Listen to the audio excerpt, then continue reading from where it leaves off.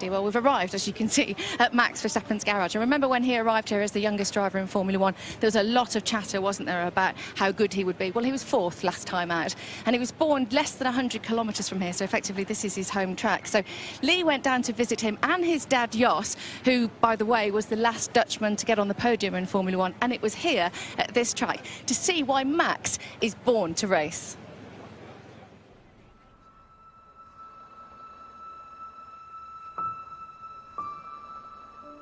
This is our workshop, and this is where it all started.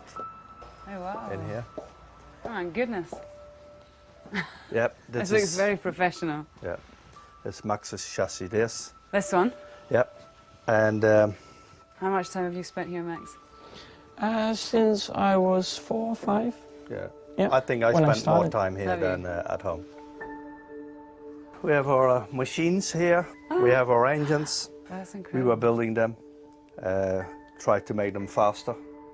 And this is, it's not cleaned up now, but what we did here, that's the good part, is my goodness. You can put the whole go-kart on it. We can try on the dyno. It's like being part of a full team.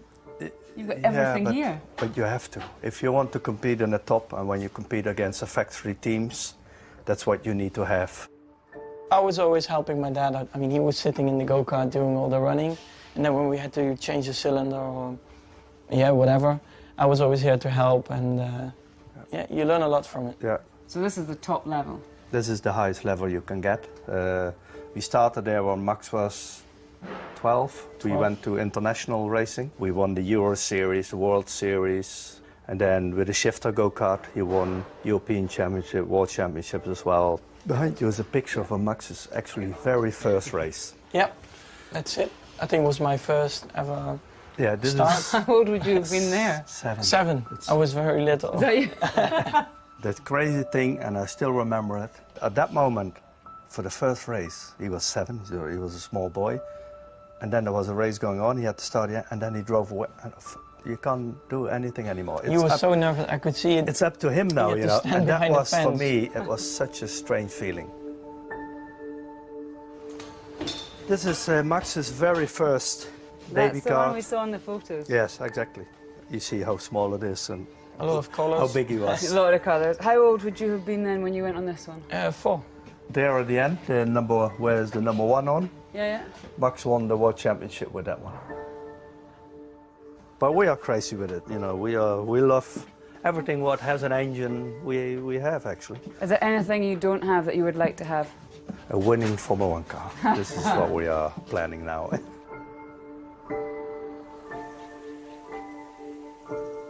I still have them all. All the go-karts he drove in and where he won championships with, I kept. I put a lot of effort in this whole racing career of Max. I had to invest a lot of money. Sponsors were difficult to find. For me, the most difficult time was Formula 3. Last year it was tough for me. I was nervous. That's where he needed to impress. That's why he needed to win the races. I was more nervous there last year than I'm now, because he's in Formula 1 now, but of course he has to perform, but it's, you know, it's easier for me. Whoa. When you come back from a racing weekend, the first thing I do when I come home is drive in this my little simulator again. Is that for fun? Yeah. Yeah. I do it for fun and for a bit of training. So. But we only have one problem. I don't have my Toro Rosso or Red Bull car, so... Sorry, Toro Rosso. Yeah, very sorry for that. And this is what I do for like 3-4 hours in the evening. Yeah, I never stop. What, just continuously? Yeah. And then I stop in between to do some setup work or change some bits on the car. It's like an endurance race. Yeah. Now the tires are finished. And also now I think soon the engine is going to overheat. Yeah, it's broken. Look at that. It's on fire. His whole life is about racing. He doesn't do anything else. And you never get bored of it? No, never. Everybody wanted to see how a young boy of 17 copes with the pressure, copes with the speed of a Formula 1 car. I also knew it was very young and he didn't have a lot of experience. He still hasn't now. Weight's coming on now. 3, 2, 1, go. But I know Max was a fast learner. I think the guys and the people who criticize him because of his age, those people didn't know Max. Whoa. I need some practice.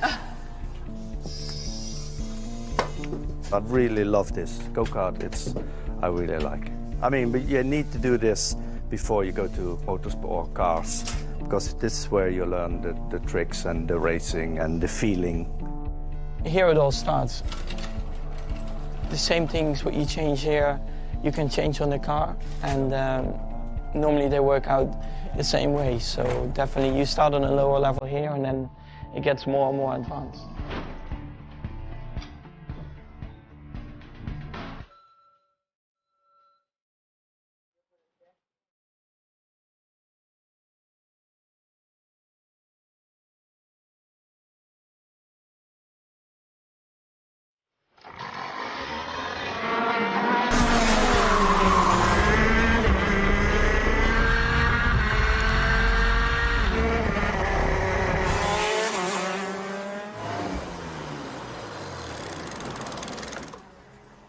So a few changes. What are you adjusting now?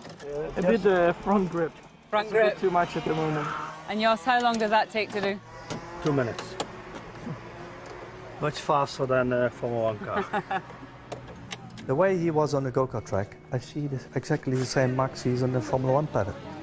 You know, the way he behaved, the way he talks with people, I don't see any difference. We were always karting, yeah, always together, and now he is on television and driving F1. So yeah, when I see that, it's like, whoa. We all knew Max's target is going to Formula 1, and for us it was different. We had a lot of fun with karting, but we have also another life for working and school. But it's even very nice to see that Max made it. So it's the same like karting. When I watch to Max, yeah, come, go and win this race. And when I watch Formula 1, it's the same. Like, brake late, and you know, it's the same. I just wanted to be myself, because you can't really compare to any driver. Even if you try, you will never be the same. So I just preferred, for example, Alonso. I thought he's a very good driver, but at the end, you're always yourself, so you can't be like him. Even when Max was young, he was only focusing, he wants to become a Formula 1 driver. It's his life, Formula 1.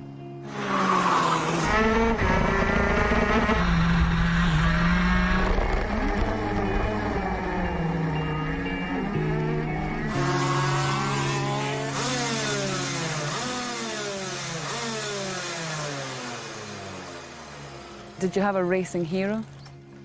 I think that's my dad. Especially because we did so many things together, it's quite obvious for me that, yeah, he's my hero.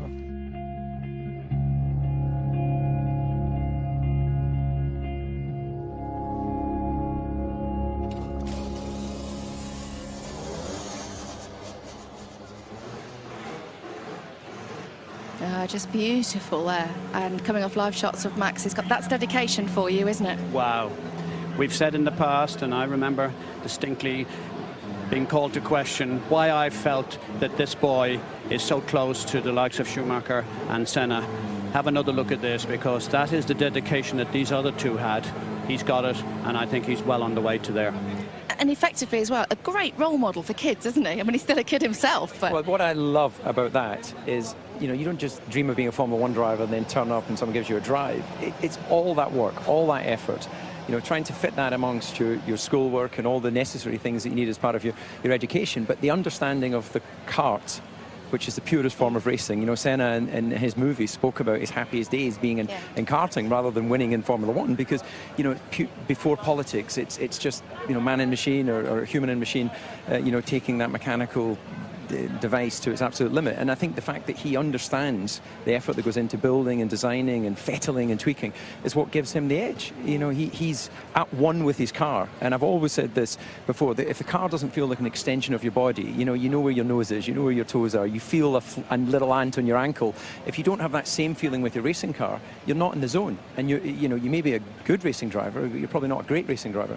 And an incredible support network. I just wonder over here, because I can just see Yot out of the corner of my eye.